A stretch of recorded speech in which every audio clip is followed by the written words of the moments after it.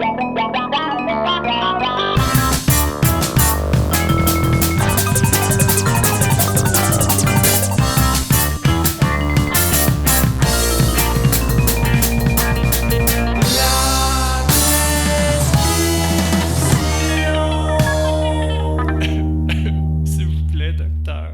le bonjour, chers amis, et bienvenue à La Prescription avec Dr. Fred Lambert. Aujourd'hui, il sera question de double vie. Pas les doubles vies lugubres qu'on voit dans les films dans lesquels un tueur en série tente d'avoir une vie normale tout en étant un bon père de famille ou un collègue exemplaire, un peu comme l'acteur Michael C. Hall dans la série Dexter ou encore des personnages dans certains films de Brian De Palma. Oui, c'est vrai, les doubles vies de psychopathes, c'est un très bon divertissement, mais pas aujourd'hui. Aujourd'hui, ce sera plutôt une double vie saine, belle et agréable. Ça peut sembler étrange, voire impossible, mais il y a certaines personnes qui réussissent à naviguer entre deux mondes, d'aller chercher le meilleur d'eux à travers deux univers. Une double vie dans laquelle une personne doit utiliser des champs de compétences complètement différents, sans toutefois être déstabilisé ou anxieux. Et cette personne aux deux vies très intéressantes, c'est nul autre que Florence Blain-Mbaye. Oboïste professionnelle, auteure, compositeur, interprète, comédienne, conceptrice sonore et danseuse, Florence a une expérience de la scène des plus diversifiées, notamment grâce à ses prestations au sein des Violons du Roi et de l'Orchestre métropolitain. En 2021, elle présente Dans mon salon, première pièce d'un album solo qui verra le jour à l'automne 2022. Artiste pluridisciplinaire diplômée au Conservatoire d'art dramatique de Montréal, Florence se fait rapidement remarquer au grand écran dans le film de Mathieu Roy, L'autre maison, qui lui permet d'obtenir une nomination au prix Écran canadien en 2012. Elle décroche le rôle principal dans Nouvel An de Marie-Ève Juste, présenté au TIFF en 2015. Et plus récemment, elle apparaît également dans le film Cette maison de la réalisatrice Myriam Charles. Florence collectionne plusieurs rôles au petit écran, incluant Boomerang, Unité 9, Les Honorables, Les Simones, L'Échappée, Portrait robot et Toute la vie. Nous avons discuté de sa carrière, de son parcours unique et de ses nombreux projets de théâtre qui se dérouleront au printemps 2022. Voici ma discussion avec Florence Blain-Mbaye.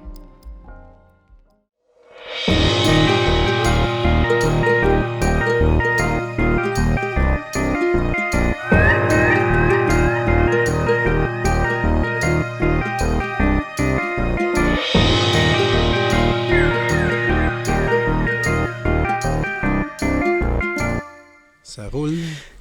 J'ai tellement hâte que tu mettes n'importe quel sample de manière random. Je suis prête.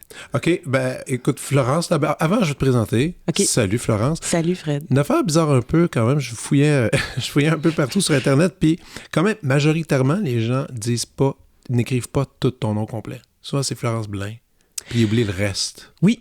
Je peux t'expliquer ça. Vas-y. Je peux t'expliquer pourquoi, Fred. Vas-y. J'ai été Florence Blain jusqu'à temps que je fasse mon conservatoire en théâtre. OK.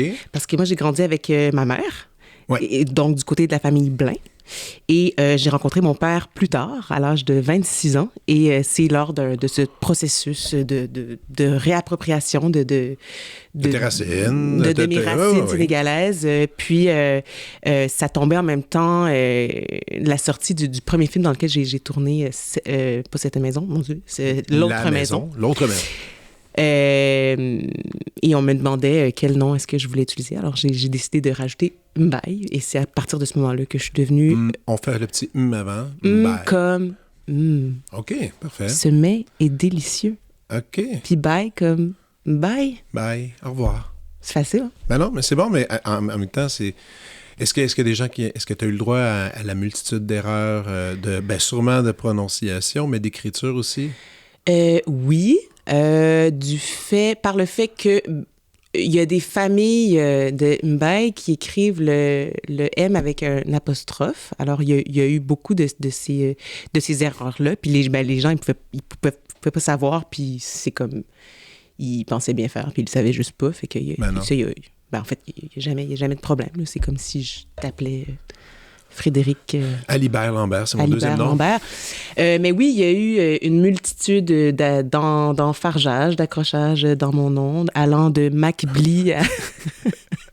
Un qui a une belle collection de mauvaises prononciations et mauvaise écriture, c'est Charles-Richard Ramelin, même qui en a fait un léger spectacle sur ses réseaux sociaux où est-ce qu'il affiche toutes les erreurs quand il arrive dans une salle de spectacle.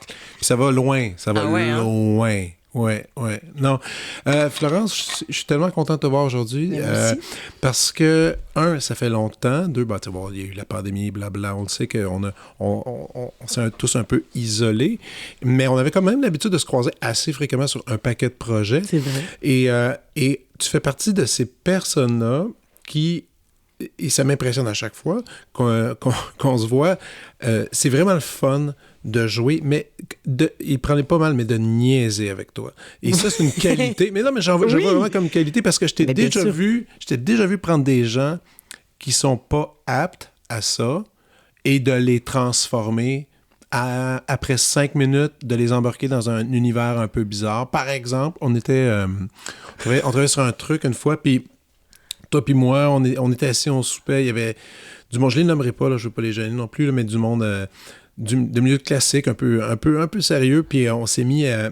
Tu t'es mis à me parler rien qu'en voyelle, et j'ai embarqué, puis là, on se parlait en voyelle, puis là, tout d'un coup, cette personne-là dont je m'attendais absolument pas à embarquer, t'as comme une espèce de don, de contagion, d'amener tout le monde dans un univers, d'une zone un peu étrange, puis de s'amuser. Un peu improvisatrice, on pourrait dire ainsi. Puis ça, c'est une de tes qualités que j'admire. Puis à chaque fois qu'on se voit, ça revient un peu comme ça, quand même. Oh, mais merci. C'est vraiment un grand compliment que tu me fais. Que dire, mon Dieu? Que ça explique un peu ta carrière aussi. Je pense que c'est vraiment important d'en revenir de qui nous sommes, là. Puis, je suis pas une personne qui se prend bien au sérieux. Non. C'est-à-dire que je crois au sérieux dans le travail. Puis, c'est comme être... tu sais, l'intelligence, puis l'humour, le sérieux, puis l'humour. C'est des choses qui vont... Je pense qui vont quand même ensemble. Mais en même temps, regarde, on peut en parler, on va aller dans l'ordre des choses, comme tu disais tantôt quand tu étais jadis, Florence Blain, tu as fait tes études au conservatoire en musique, en hautbois. Ouais. On a beau dire ce qu'on veut, c'est assez sérieux comme instrument. Ouais. Difficile en plus à jouer. Tu as eu toute cette expérience-là. Moi, je me souviens que on a commencé à être plus proche au moment que là, tu as eu l'espèce de transformation théâtre qui est arrivée. Ouais. Ça, c'est arrivé comment? Par désir ou plutôt par initiation par quelqu'un? Comment ça s'est apparu dans ta vie? Mais il y a plein de choses là. Je pense que j'avais beaucoup d'énergie brute en moi là. J'ai eu la chance de commencer à giguer professionnellement assez jeune, ce qui était une chance, mais à la fois je pense que malheureusement je le voyais pas toujours comme ça à 18 ans, 19 ans. Je me sentais vraiment seule, tu sais, avec une gang de trentenaires minimum. Puis là, il y avait une grande marge, puis il y avait moi et peut-être une autre personne de mon âge. Je sentais que j'avais beaucoup d'énergie sur scène, puis c'est comme si la Florence, derrière son lutrin, dans cette machine aussi formidable qu'est l'orchestre, c'était comme si c'était pas suffisant. C'était comme si ce que j'avais à dire ou à exprimer artistiquement, c'était tellement... Il y avait des limites, des contraintes. Il y avait, c'est ça, j'avais vraiment besoin d'un rapport plus direct avec le public, puis je sortais de scène, puis j'avais encore tellement d'énergie, puis je comprenais pas, tu sais, pourtant, j'étais comme, tu sais, c'était des super belles opportunités, des beaux contrats, des belles tournées. Et donc, et parallèlement à mes études en musique, j'étais ouvreuse au TNM. Et il m'arrivait de voir la même pièce comme 13, 14 fois. Puis je me surprenais à connaître comme toutes les répliques, tu sais. Puis c'est ça, j'apprenais des personnages, puis je les jouais. Puis, à un moment donné, je me suis comme un peu vue me parler toute seule. Puis j'étais comme, hey, tu sais, peut-être que Florence, il y a quelque chose à aller comme creuser de ce Mais en plus, t'es retourné tard. C'était à quel âge, ça? C'était à 20... Ouais, j'ai fait 23? Des auditions à 23 ans. 23, okay. 24. Ben, on dit c'est tard. C'est pas si tard que ça. C'est tard par rapport à un certain standard qu'on a, que les gens finissent leur cégep, ils vont tout de suite appliquer en art dramatique. Ouais. Puis les gens oublient souvent qu'en musique, on peut pas faire ça. On peut pas remettre ça à plus tard des études en musique, surtout en classique, où est-ce que sinon la forme physique ne suit pas nécessairement. Alors que oui, il y a certains arts qu'on peut, mais en même temps pas trop tard non plus en art dramatique, parce que ça prend beaucoup d'entraînement. Ouais. Et plus on attend, plus c'est difficile, j'ai l'impression. Oui, effectivement. Puis peut-être qu'ils cherchent aussi une certaine cohésion dans le groupe, donc ils veulent quand même des... Je crois que à moins que je me trompe, mais j'ai l'impression que c'est assez rare qu'ils sélectionnent des personnes qui ont au-dessus de 30 ans en partant. Ça s'est peut-être... En fait, ça s'est sûrement déjà fait exceptionnellement, mais c'est ça, c'est souvent des gens qui sont en... C'est ça, début de parcours d'étudiants post-cégep, début vingtaine. Oui. Puis là, tu as fait ce programme-là. OK, tu as fait ce programme d'art dramatique. Ensuite, rapidement, tu t'es mis à travailler là-dedans, tout en continuant de jouer. Tu as eu une période, je me souviens, que tu faisais vraiment littéralement les deux. Là. Je pense que tu faisais encore de l'orchestre. Je pense que tu faisais un peu les violons du roi. Ouais. Et là, au bois, je présume que c'est encore dans ta vie, mais majoritairement, en ce moment, qu'est-ce que tu dirais que tu fais ou qu'est-ce que tu es? C'est une bonne question. J'ai pas l'impression que je suis moins ce que j'étais en sortant de l'école. C'est-à-dire que ça a toujours été clair pour moi que j'étais une musicienne et une actrice. Puis ces deux affaires-là sont vraiment des vases communicants, tu sais, autant la musicienne est inspirée par le côté du jeu, puis l'actrice est inspirée par le côté de la musique. Tu sais, des fois, je lis des textes, puis je vois des partitions, je vois des notes, et l'inverse, tu sais. Ouais. Je vois beaucoup de narration dans les lignes musicales. Okay. Fait que je pense que c'est ça, tu sais.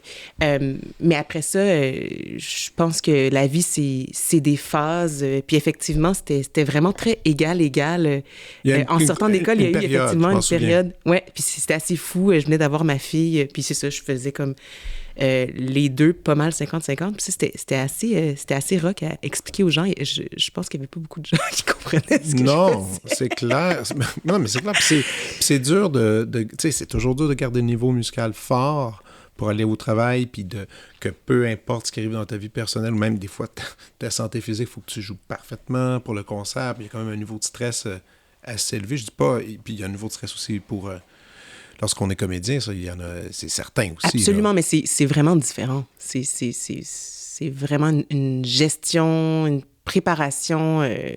quand même, je trouve, très, très différente. Mais pour répondre à ta question, c'est sûr que dans les dernières années, c'est plus mon travail, tout ce qui est relié à mon travail d'actrice qui prend la majeure partie de mon temps. Mon hautbois est encore très, très présent dans le travail en studio, par exemple, pour mon album. C'est ça, j'ai joué du hautbois sur des albums d'amis. J'ai joué du hautbois au théâtre. Ça, c'est cool, par contre, de l'utiliser comme ça. Mais tu sais, tu parles... C'est moi à l'orchestre. Mais tu sais, on parlait de théâtre, mais c'est ça qui est complètement fou, là, parce que, tu sais, théâtre, tu fais du doublage, tu as fait de la télévision, tu as fait de la radio, cinéma, quelques films, des séries web. Et là, en plus de tout ça, comme c'est pas suffisant, tu as décidé, je vais écrire mes chansons, qui était comme un projet dont je suis plus qu'honoré parce que tu m'as quand même fait suivre tout ça depuis... Écoute, ça fait combien de temps maintenant? Peut-être 10 ans, peut-être? Hey, t'es la première personne, ou t'es une des premières personnes à qui j'avais fait entendre mes chansons. J'étais super gênée. Mais puis c'était vraiment bon. Puis en plus, c'était au début, tu sais, par rapport à tout ce que le résultat final qui s'en vient, parce que là, on va le dire, t'as fait un disque complet de tes compositions dans lesquelles tu chantes.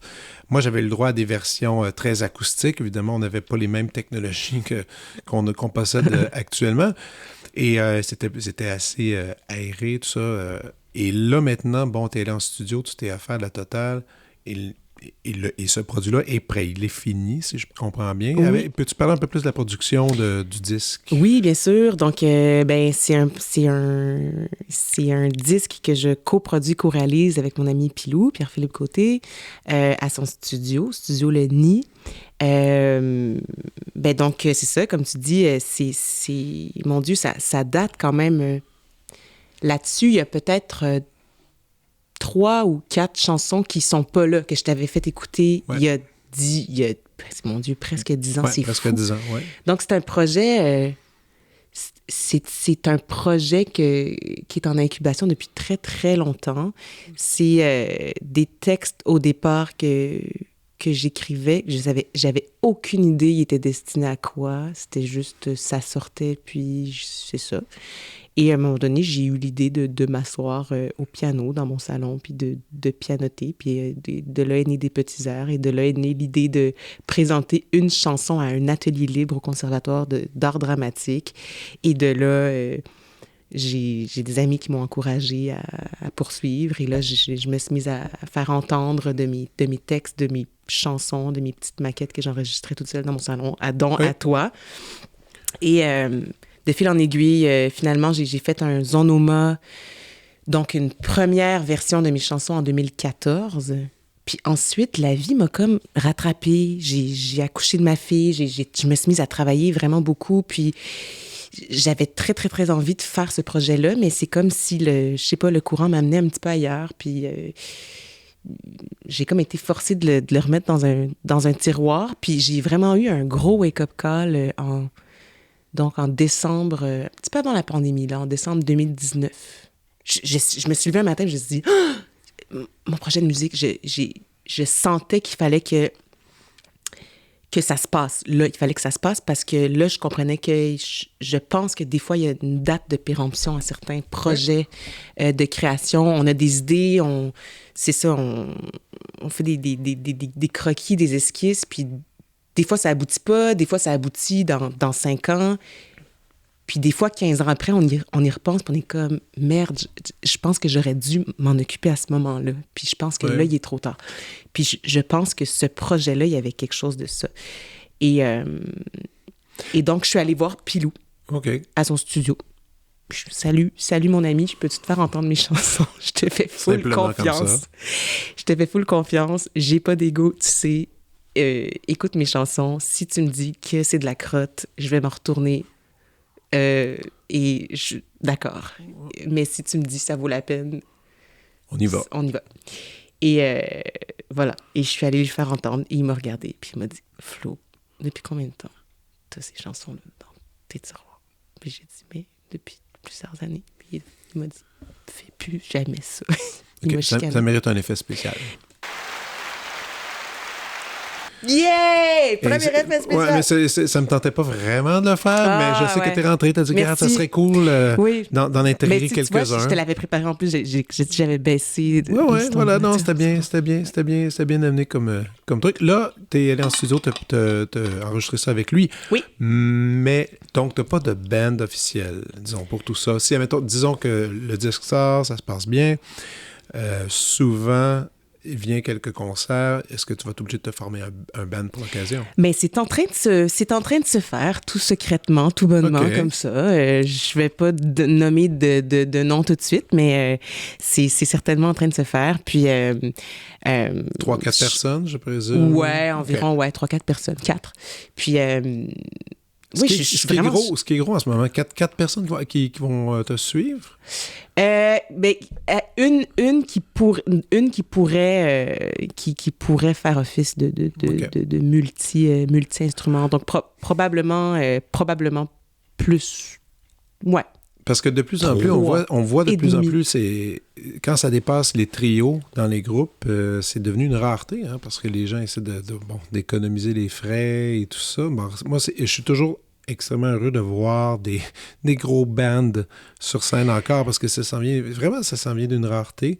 Et c'est triste parce que plus il y a de gens, plus il y a d'énergie. Il y a une richesse. Puis une richesse. Puis là, des fois, les gens sont obligés après de mettre des séquences. Puis une séquence, c'est chouette, ça peut être utile, mais des fois, on oublie l'essence même de la musique réelle, si on peut dire. Mais écoute, je sais pas qu'est-ce que l'avenir me réserve par rapport à ce projet-là. Pour l'instant, je suis juste vraiment super reconnaissante puis contente d'être allée jusqu'au bout. Pour ce qui est c'est ça, de l'avoir fait. J'ai très, très hâte à sa sortie. Mais je sens que je crois plus en... je serais plus du genre d'artiste de faire peu de concerts, mais vraiment des concerts vraiment... événementiel, avec plus de musiciens. Oui. Puis c'est sûr qu'évidemment, je vais ajouter de mon côté d'actrice à amener des metteurs ou des metteuses en scène. Donc, ouais, je crois vraiment à la singularité, au momentum des événements. Puis donc, j'aurais plus tendance à faire quelques événements comme ça que... Puis de bien les construire, puis les rendre très uniques, puis d'en faire une expérience, parce qu'aujourd'hui, c'est carrément ça. C'est l'idée de l'expérience de faire qu'après ça devient un peu semi-mythique, puis les gens peuvent dire hey, tu te souviens ce show-là? Moi, je l'ai vu, puis il y a des gens qui font je l'ai pas vu. Puis ça, c'est cool quand les gens l'ont pas vu, puis que tu es capable de dire pas de vanter, pas de braguer trop, là, mais après, tu fais moi, je faisais partie de ce truc-là, j'ai vu ça, j'étais dans l'événement. C'est agréable, puis je trouve que ça donne encore plus de valeur au concert et au spectacle. Mais parce que c'est vraiment quelque chose d'irremplaçable. Puis ça me fait vraiment penser au concert qu'on avait fait, là, les Variations fantômes avec Philippe. Avec Philippe, puis avec podcast. Avec podcast, dis-je, à l'église. À l'église Saint-Jean-Baptiste. Ça mérite un sample. Donc, tu pourrais m'applaudir, s'il te plaît. Yeah, merci. Voilà. À l'église Saint-Jean-Baptiste, c'était magique. Tu sais, c'est pas... Tu sais, je veux dire, c'est ça. C'est devenu comme une légende, ce concert-là. Oui, puis je trouve que c'est... Il y en a pas assez maintenant en musique, ces trucs-là. Il y en a de moins en moins. Puis là, évidemment, avec la reprise des concerts, j'ose espérer que ça va revenir, cette idée-là. Mm-hmm. Évidemment, tu varies énormément tes champs d'activité. Il doit quand même y en avoir un qui te plaît un peu plus que d'autres. Et ce serait lequel? Moi, OK, je te dis ultimement, j'ai l'impression, après peut-être que je me trompe, comme comédien, il me semble que le cinéma, ça doit tasser un peu la totale. C'est sûr que la communion sur scène au théâtre, c'est une autre chose, puis t'es plus dans le moment présent. Mais le cinéma, je pense aussi, quand t'avais fait L'autre maison, ça c'est de Mathieu Roy, c'est ça. Ça, je me souviens qu'on se parlait, puis t'étais surexcité de cette expérience-là, puis c'était quelque chose qui a été, mine de rien, je pense, marquant. Vraiment. Puis c'était le premier long métrage, avec t'avais un gros rôle. Et là, il y en a un nouveau qui s'en vient, qui va sortir. Ben, en fait, tu t'en vas à Berlin. Oui, je m'en vais à la Berlinale. Aucun sens. Aucun sens. Wow. C'est super excitant. Je suis super fière de... Peux-tu expliquer un peu de quel film? Bon, mais je vais d'abord répondre à ta question. Oui, vas-y. C'est sûr que c'est comme si tu me demandais de choisir entre comme mes 4 enfants, c'est lequel ton préféré? C'est super facile. Moi, ce serait... Non. Mais c'est sûr qu'avec le cinéma, je pense que j'ai vraiment une relation, particulièrement oui, peut-être, ouais, parce que oui, c'est par là que c'est le premier médium d'actrice, disons, qui m'a accueilli professionnellement. C'était ça. Puis j'en garde, tu sais, chaque instant a été tellement magique. Tu sais, j'en garde tellement des beaux souvenirs. J'ai eu une chance incroyable d'être dans des superbes conditions, dans une équipe super accueillante, bienveillante. Fait que, tu sais, c'est ça, j'ai comme appris, je me sentais vraiment comme un petit bébé naissant, puis j'ai appris parmi des grands du cinéma, puis c'est ça. Ça a été vraiment formidable. Fait que oui, je pense il y a quelque chose avec le cinéma. Je sens que je peux vraiment aller... Puis je veux pas dire que je peux pas faire ça... je peux pas faire ça ailleurs. C'est parce que c'est faux, mais le cinéma a particulièrement été un berceau fertile, là, où je pouvais vraiment aller jusqu'au bout de mes idées. propositions, dans des finesses de jeu, dans du réalisme, puis parfois dans des zones complètement aussi théâtrales. Je pense au film d'Olivier Godin, d'ailleurs, dans lequel j'ai tourné dans 2 de ses films, puis je vais tourner prochainement dans un troisième avec lui. Puis c'est des ovnis, ces films-là. C'est des situations complètement décalées, très théâtrales, très surréalistes. Des fois, on n'est pas forcé d'être comme dans du micro-jeu super... de télévision, par exemple. Oui, où, là, c'est des fois. très défini. Oui, c'est ça. Très parfois, efficace. Ça peut être... Exactement, ça peut être comme très, très concret, puis... Mais en même temps, je dis ça, puis il y a plein de contre-exemples, fait que je veux pas généraliser. Non, c'est certain. Mais par rapport à... Ouais, c'était écœurant. Donc, c'est le film, c'est le premier long-métrage de Myriam Charles, une réalisatrice d'origine haïtienne, que j'admire, que j'adore, qui m'inspire tellement.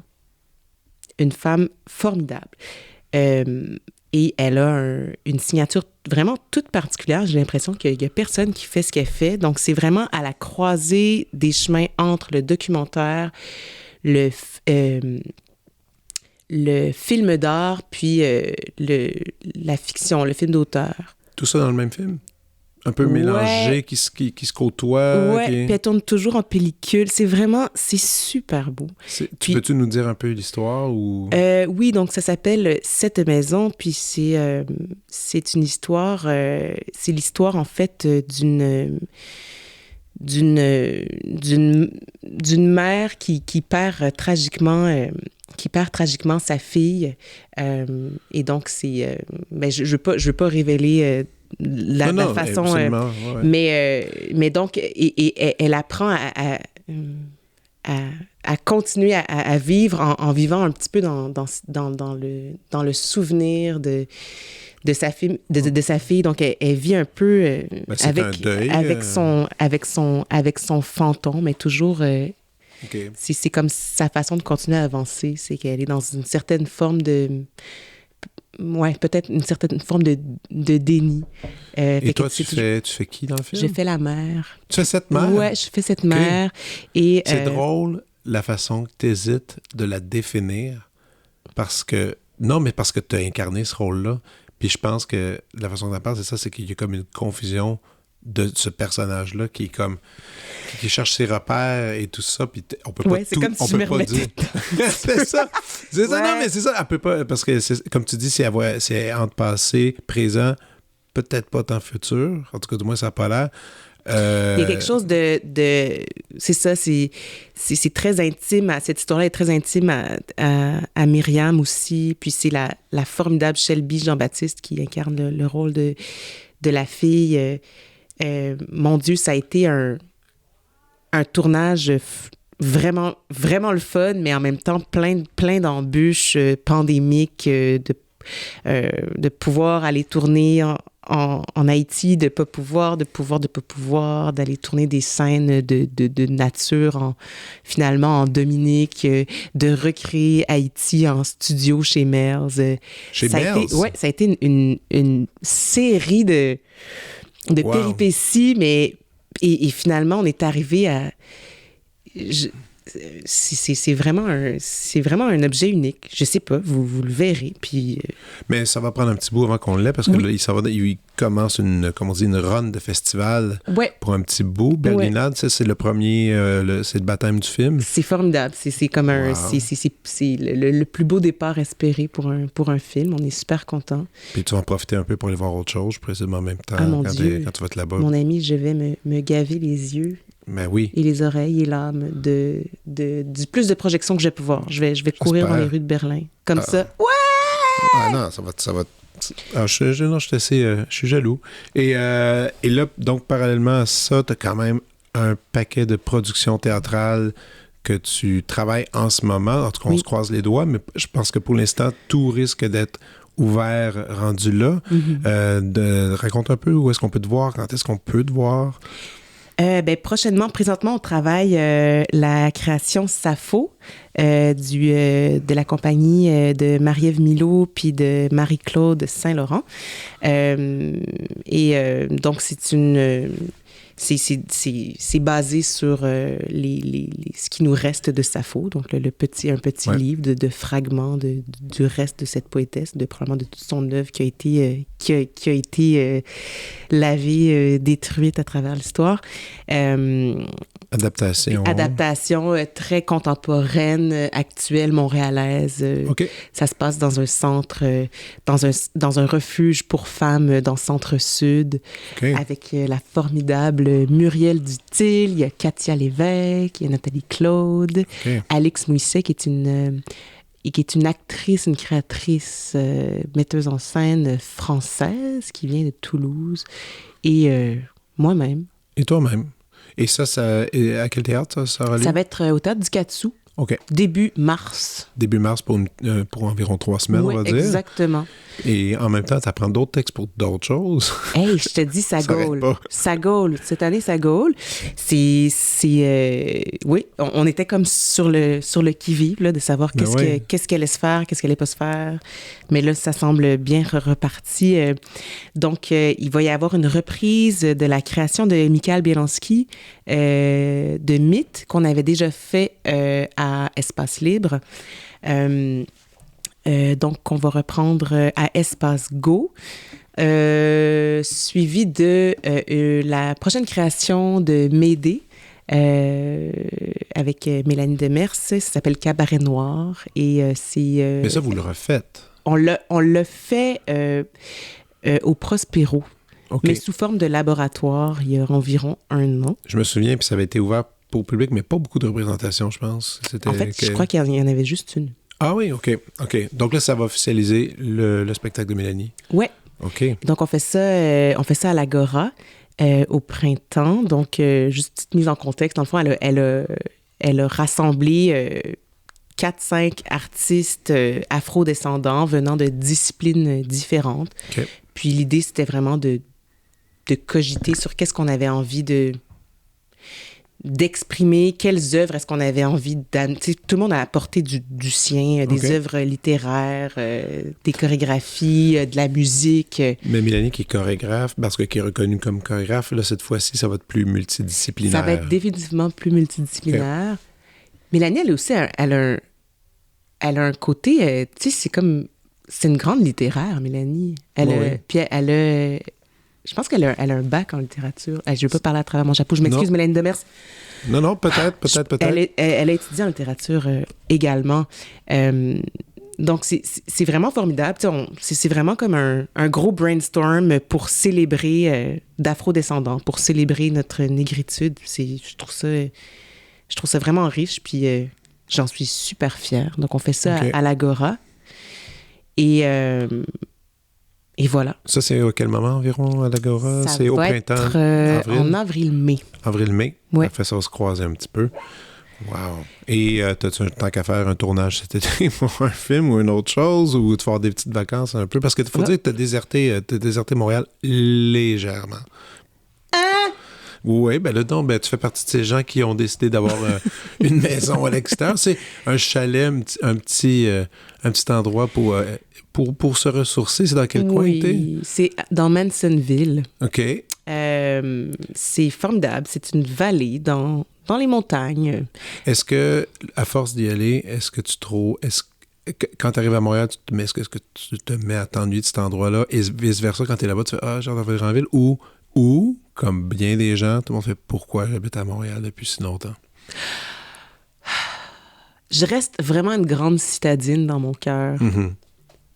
Je sais pas qu'est-ce que ça me ferait. Tu sais, comme beaucoup de gens, là, tu sais, je suis arrivée en campagne parce que là, j'ai acheté juste avant la pandémie, je pouvais pas savoir. Ah oui, c'était... OK, je pensais que c'était pendant. Non. Fait que ça, c'était formidable aussi. OK. Mais c'était juste avant la pandémie. Après ça, il y a eu la pandémie, puis oublie ça, là, tu sais, je voulais plus... Je voyais plus de sens à habiter en ville, mais quand tout était fermé, c'était comme si c'était l'enfer. tout ce que j'aimais de Montréal n'existait plus. Tout le sel de la vie avait disparu. Fait que, évidemment, je me retrouvais comme, tu sais, entourée de montagnes, isolée au bord de ma petite rivière avec ma fille, puis en train de m'occuper de mon petit jardin. Puis j'étais très heureuse, puis je re-questionnais beaucoup de choses de ma vie en ville, mais...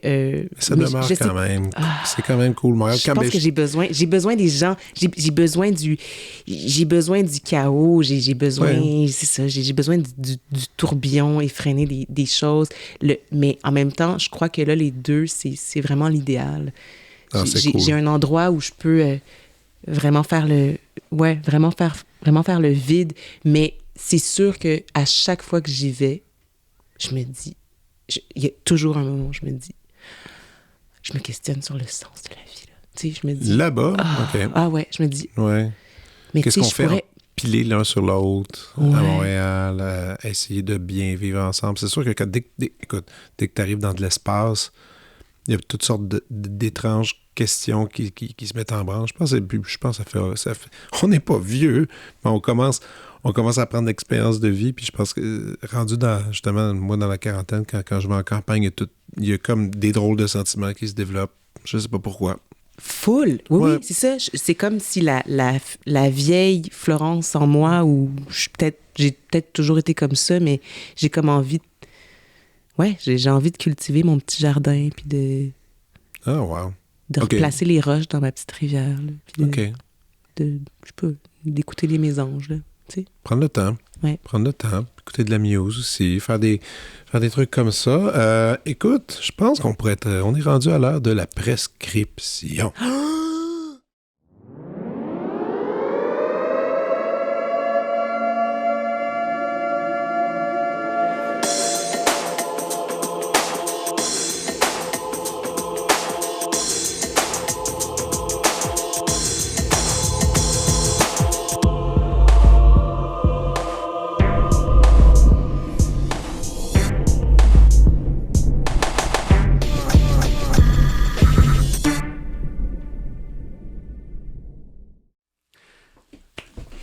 OK, Florence, c'est parti pour la prescription. C'est toi qui lance le tout.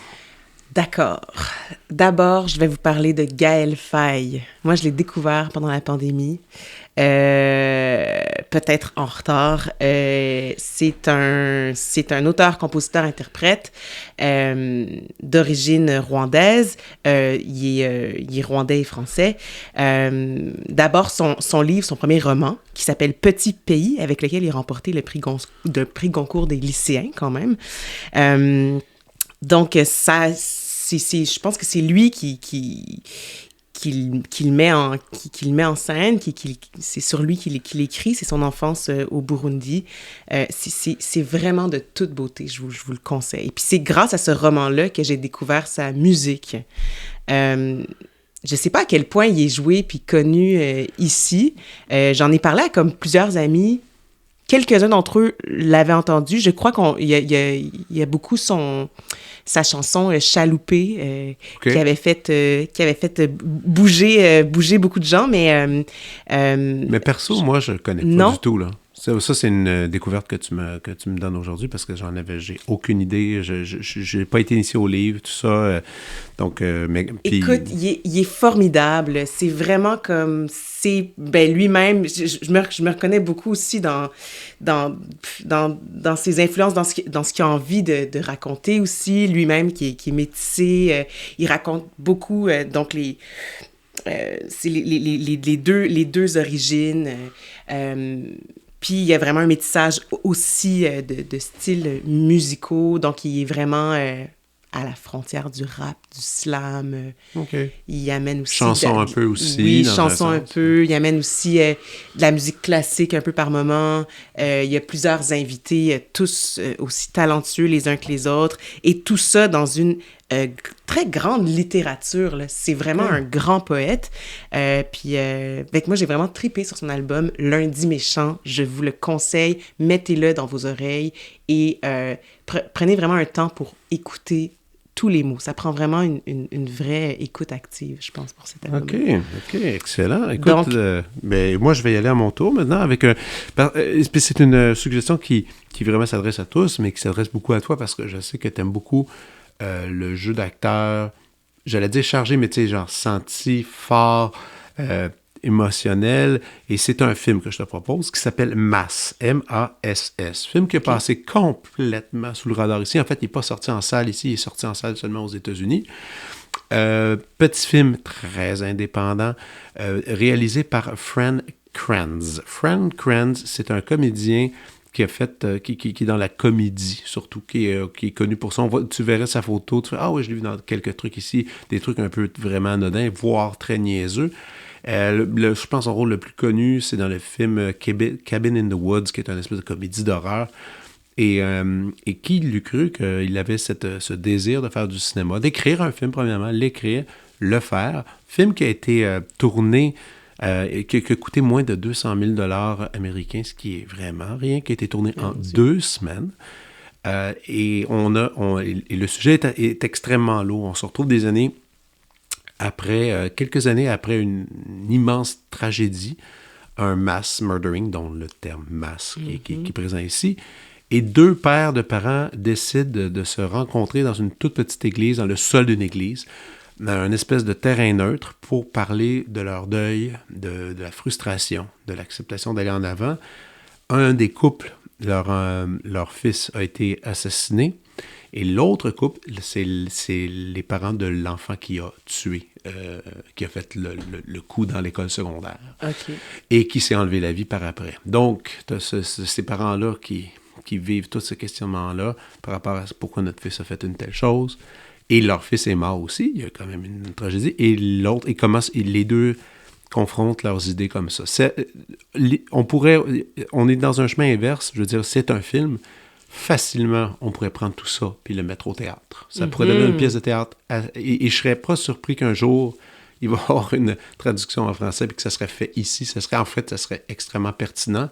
C'est joué, dont l'actrice Anne Dowd, que je capote sur son jeu, celle qu'on trouve dans Handmaid's Tale, la méchante marraine, qui est formidable. Ah, donc, vraiment, à ne pas rater. Mass, qui est disponible seulement sur iTunes, si ça vous intéresse. Un premier film, première réalisation, qui a été souligné à Sundance et dont Anne Dowd a été en nomination pour meilleur second rôle au BAFTA.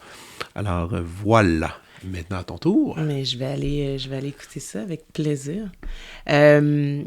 Moi, je vais vous parler de Bachar Mar Khalifa, que j'ai aussi découvert à peu près il y a 1 an. C'est un chanteur libanais, un compositeur multi-instrumentiste franco-libanais. Donc, je crois qu'il a fait le conservatoire en percussion puis en piano aussi. Il est formidable, puis il mêle tellement habilement. Il va faire comme il va reprendre un thème de Satie, puis le transformer en genre d'ode à Beyrouth. C'est de toute beauté. Je vous le conseille, puis mon cœur de musicienne classique est complètement... ressort. Ouais, c'est complètement charmé, là. C'est vraiment... c'est vraiment se réapproprier du classique et en faire un nouveau folklore. C'est magnifique. Donc, je vous le conseille, Bachar Mar Khalifa. Excellent. Moi aussi, je continue avec un peu de musique. Hier soir, à minuit, a sorti un nouvel album de Gros Méné, Pax and Bonum, que j'aime ensemble, que j'aime beaucoup. C'est le 3e disque du groupe. Ce groupe-là, je ne sais pas si tu le connais. Gros Méné, c'est le petit band à côté de Fred Fortin. Fred Fortin, qui a toujours eu ce groupe-là très rock avec Olivier Langevin, avec Pierre Fortin au drum. Il y a aussi Sam Joly qui est présent au drum, François Lafontaine au clavier, des participations de Marie-Pierre Arthur, saxophoniste Eric Hove. Et c'est un petit projet indépendant dans lequel ils s'amusent à faire du noise, comme ils disent. Et c'est un peu agressif, mais du agressif le fun. Bien écrit, tout ça a été fait à Saint-Félicien. Ils ont enregistré tout ça. Et contrairement à toute l'espèce de mode qu'on a de sortir un single ou 2-3 tunes, Fred Fortin, il est anti ça. Il a dit, il n'y a pas eu de communiqué de presse, il n'y a rien. C'est sorti brutement comme ça à minuit. Et là, maintenant, on a un album de gros méné. Puis je serais pas surpris qu'il va y avoir quelques concerts qui devraient apparaître sûrement pour les Franco et tout ça. Si vous voulez entendre Fred Fortin sur un autre angle, vous le connaissez pour toute cette espèce de poésie personnelle. Si vous voulez l'entendre déconner puis avoir du fun, c'est l'opportunité. Définitivement. Cool. Ça semble être une belle gang de grands artistes. Oui, c'est des super musiciens. Puis c'est gros mené, M-E-N-E, accent aigu. Génial. Oui, et je pense que tu as une dernière suggestion pour nous. Non, je te les ai toutes dit, mon cher Frédéric. Parce que je t'en ai donné 2 de Gaël Faye au début. Et puis ça me fait penser, tantôt, dans notre discussion, on a oublié de mentionner, tu seras au FTA cet été. Oui, à la fin du printemps, donc au Prospero, 4 soirs sur Malaise dans la civilisation. Un essai théâtral de Étienne Lepage, mise en scène par Alix Dufresne, avec Renaud Lasselle-Bourdon, Maxime Genois, Alice Moreau et moi-même. On est une belle gang de brillants foufous. Ouais. Encore un texte philosophique sur la condition humaine, les rapports entre les gens, ce qui crée puis façonne les sociétés. Très Étienne Lepage encore. Oui, Étienne qu'on aime beaucoup, qui fait des œuvres tout le temps. Qui est toujours un petit challenge, qui va aller nous questionner, qui va nous amener à aller ailleurs dans notre confort. Et d'ailleurs, je veux le souligner, Malaise d'Étienne Lepage, si vous allez sur le site Internet du FTA, vous allez pouvoir visionner la petite bande-annonce qui donne vraiment envie d'y aller. Regardez, c'est assez simple. Si vous regardez la bande-annonce puis ça vous dit rien, ça vous dit rien. C'est vrai, ça vous dit rien. Mais la bande-annonce, elle est assez contagieuse par l'énergie. Regardez ça, c'est très amusant. On a beaucoup de plaisir. Puis tu as un autre show aussi, tu disais. Oui, ben donc là, Cabaret Noir, j'en ai parlé un peu. Il y a Cabaret Noir qui va commencer le 13 avril pour 4 soirs à l'Agora de la danse. Et ça va être suivi d'une reprise de Mythe de Michael Bielanski à Espace Go en avril. Ce sera, mon Dieu, c'est un automne qui déménage. Il y a beaucoup... Ton disque. Oui, je vais prendre une pause à un moment donné. Éloi le Hautbois qui avait perdu son la, du théâtre Advienne que pourra, mis en scène et écrit par Philippe Robert. C'est génial, c'est un spectacle jeune public et... qui sera cet automne? Qui va commencer... au printemps et qui va être repris à l'automne. Et plus tard, il y a sûrement d'autres dates aussi qui vont se rajouter en 2023, possiblement des tournées. Et donc, c'est l'histoire d'un hautbois, Éloi, à l'orchestre, qui se rend compte qu'il a perdu son la, puis il voyage à travers le monde pour retrouver son la et ainsi rétablir l'harmonie du monde. C'est vraiment brillant. C'est vraiment le fun, puis je vous conseille vraiment vivement de venir. Et on va t'entendre jouer un peu. Oui. Ah! Ben oui, c'est le fun. C'est un beau cadeau. C'est Philippe Robert qui m'a écrit un rôle sur mesure. Ben oui, vraiment, un rôle sur mesure pour une oboïste actrice. Exactement, j'adore. Ouais. Écoute, merci beaucoup Florence, et fais attention à toi, puis on se revoit bientôt. Merci à toi aussi. Ciao. Bye. Vous venez d'écouter La Prescription avec Dr. Fred Lambert. À l'animation, Frédéric Lambert. Réalisation, montage, recherche et bons conseils, Olivier Chamberlain. Au logo, Joël Vaudreuil. La musique, le groupe Crabe. Jérôme Minière, Philippe B., Ben Chimie, Guillaume Beaulieu et Vincent Vertefeuille. Merci d'avoir été à l'écoute et à bientôt.